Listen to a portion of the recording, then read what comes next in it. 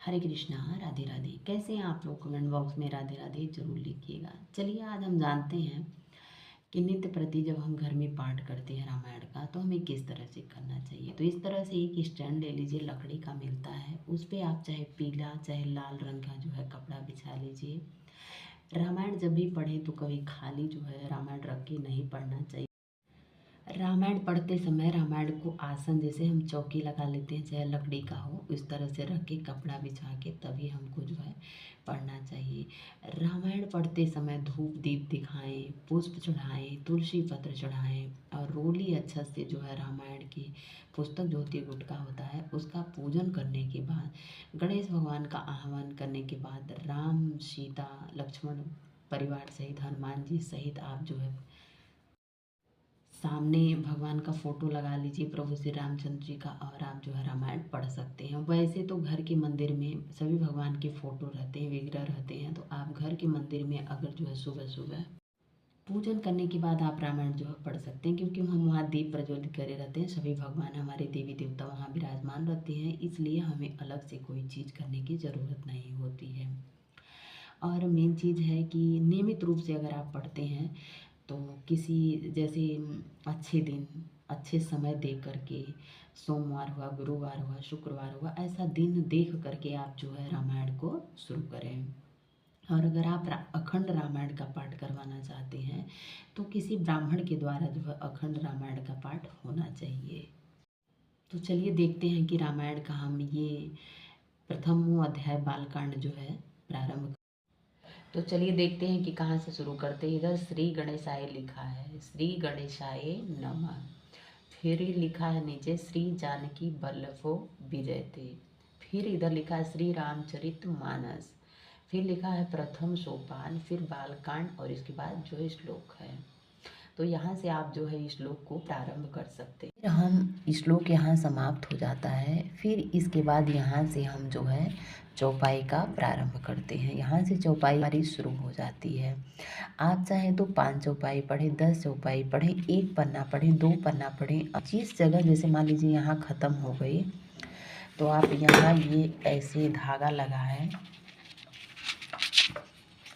इस धागे को इस तरह से आप डाल के और यहाँ छोड़ दीजिए। और फिर कल से जो है यहाँ से आप जो है प्रारंभ कर सकते हैं। जिस जगह से हम छोड़ते हैं वहीं से हमें जो है प्रारंभ करना चाहिए। तो मान लीजिए अगर आप यहाँ से शुरू करते हैं, यहाँ से, तो आप अगर यहाँ तक पढ़ते हैं, ये दूसरा दोहा है, दूसरे दोहा तक अगर पढ़ते हैं तो हमको समझने में और पढ़ने में भी आसानी रहती कि यहाँ से शुरू की और यहाँ आके ख़त्म हो गया यहाँ तक। ये देखिए यहाँ तक ख़त्म हो गया। तब ये जो दूसरा दोहा है, ये दूसरा दोहा है, यहाँ से हम जो है रामायण को प्रारंभ कर सकते हैं। तो इस तरह से आप जो है रामायण बड़े आसानी से पढ़ सकते हैं। रामायण पढ़ने के लिए कोई नियम नहीं है, कोई समय नहीं है, कोई मतलब प्रतिबंध नहीं है। आप चाहें तो 4 चौपाई, 5 चौपाई, 10 चौपाई, और यह संकल्प लेके पढ़ना चाहिए कि हाँ मैं जो है 4 चौपाई 5 चौपाई पढ़ रही हूँ, नियमित पढ़ूँगी। तो रामायण को जब मान लीजिए आपका रामायण पढ़ना ख़त्म हो गया है, जैसे यहाँ तक समाप्त हो गया है, तो आप जो है रामायण पढ़ने के बाद आप तुरंत जो है आरती करें। प्रभु श्री रामचंद्र जी, माता सीता सहित आरती करें, हनुमान जी की। अपने घर के मंदिर में जैसे आरती करते हैं, तो आरती करने के अगर पहले पढ़ते हैं तो आरती सबकी एक साथ हो जाएगी। नहीं तो आपको रामायण पढ़ने के बाद तुरंत फिर आरती करना पड़ेगा, और करने के बाद फिर जो है रामायण को बंद करना होगा। तो इस चीज़ का आप ध्यान रखते हुए, और एक जगह निर्धारित होना चाहिए कि हम इस जगह पे पढ़े हैं तो यहीं पढ़ेंगे, क्योंकि जगह रामायण की शुद्ध और साफ होनी चाहिए, और भाव जो है मन में प्रेम होना चाहिए, भक्ति का भाव होना चाहिए, श्रद्धा होनी चाहिए। जिस जगह पे हम पढ़ते हैं थोड़ी सी शांत वातावरण होना चाहिए, माहौल शांत होना चाहिए। उस जगह पे हम अगर नियमित 5 दोहा पढ़ते हैं तो हमारा मन करेगा 10 दोहा अगले दिन पढ़ने के लिए। 10 चौपाई पढ़ते हैं तो हमारा मन करेगा अगले दिन 20 चौपाई पढ़ने के लिए। एक चीज़ और है कि अगर आप रामायण पढ़ने बैठते हैं तो एक बढ़िया सा आसन लगा लीजिए। ऊनी अगर आसन है, चाहे कुश का है, तो बहुत अच्छा है। और आसन लगाने के बाद आप अपने घर के मंदिर में बैठ के इस तरह से रामायण पढ़ लीजिए। रामायण पढ़ते समय आपको पूजन जरूर करना चाहिए। धूप दीप दिखाएं, एक पुष्प चढ़ाएं, थोड़ी सा रोड़ी और हल्दी से इनका तिलक करें। इसके बाद आप जो है प्रारंभ करें।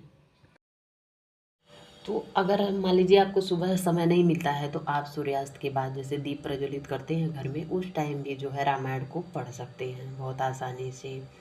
और एक चीज़ है, रामायण पढ़ने से कहते हैं कि लंबी आयु होती है, हमारे समस्त पापों का नाश होता है, धन की वृद्धि होती है, दीर्घायु होता है मनुष्य, और तमाम तरह की सुख शांति घर में आती है।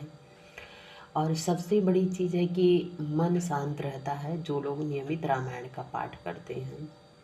नियमित पाठ करने से अनेकों तरह के फायदे होते हैं और इसमें कोई प्रतिबंध नहीं है, कोई नियम नहीं है।